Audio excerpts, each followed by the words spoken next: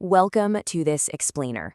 If you've been watching the global labor market lately, it's pretty obvious the fundamental definition of work is undergoing a massive seismic shift.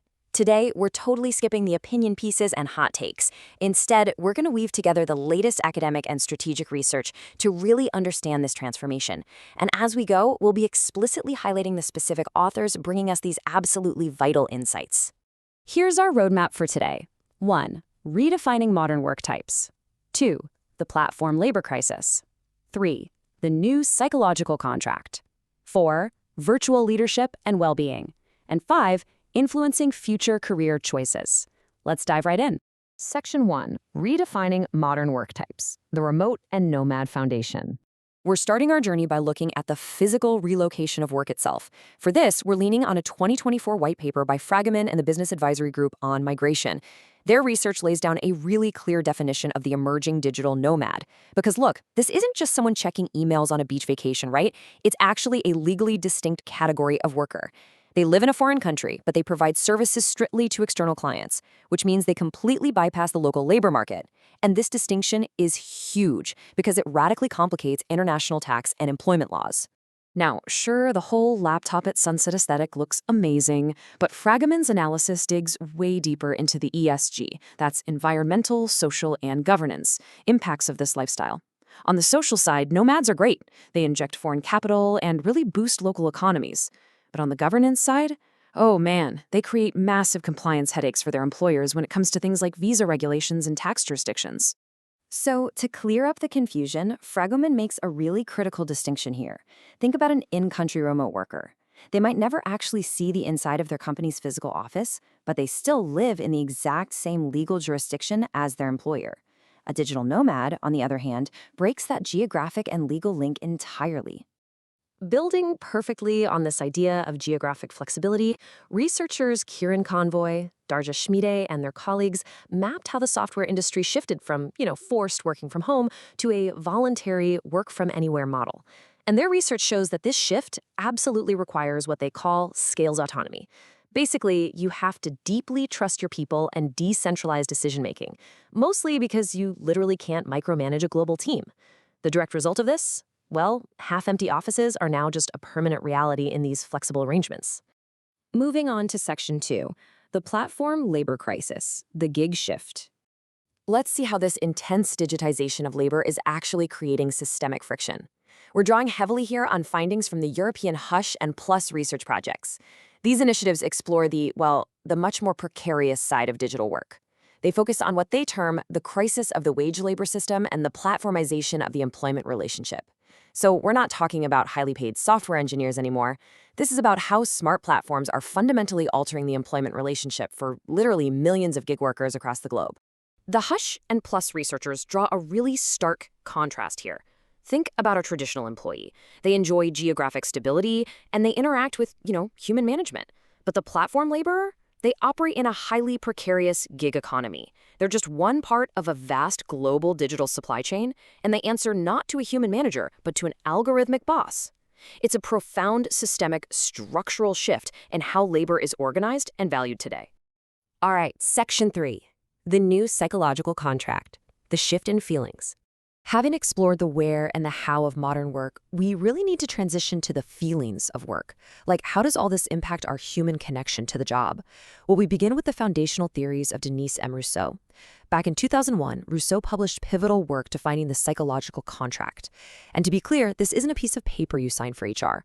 It refers to the unwritten schemas, the unspoken promises, and that mutual expectation of fairness, support, and trust. It's what defines that deeply personal attachment between an individual and their organization. So you might be wondering, how do remote work and algorithmic management affect those unspoken promises? Well, researchers at Griffith University wanted to know too, so they conducted a massive scoping review. They used a rigorous Prisma flow methodology. Essentially, they started with over 600 academic records and systematically filtered them down to isolate exactly how technology influences the relationships between employees and employers. The Griffith team's findings are pretty striking. It turns out that heavy reliance on digital tools drastically alters our daily communication. It actually modifies whether employees feel their employer really has their back. I mean, have you ever felt isolated working behind a screen all day? You are definitely not alone. The data explicitly shows that this setup directly increases workplace isolation and radically drops organizational trust. Basically, our screens are effectively rewriting Rousseau's psychological contract. Section 4. Virtual Leadership and Well-Being, the Management Response. If trust is dropping and isolation is rising, how in the world do managers adapt? For this perspective, we turn to a really fascinating 2024 study by researchers Efimov, Crick, Harth, Felth, and Miche. Efimov and their colleagues gathered poignant feedback directly from virtual leaders. And these leaders reported that preventative, health-oriented leadership was one of their absolute biggest challenges. Because managing a remote team's output is one thing, right? But preventing burnout, preserving mental well-being, and trying to spot isolation through a webcam, that is an entirely different and significantly harder game. To solve this, Evimov's study argues that modern managers literally must pivot their entire style to health-oriented leadership. Just delegating tasks, that's no longer enough. Virtual managers have to actively and deliberately intervene to manage remote job demands and actively combat the social isolation inherent in these work-from-anywhere models. It's basically becoming a mandatory core competency for the digital age.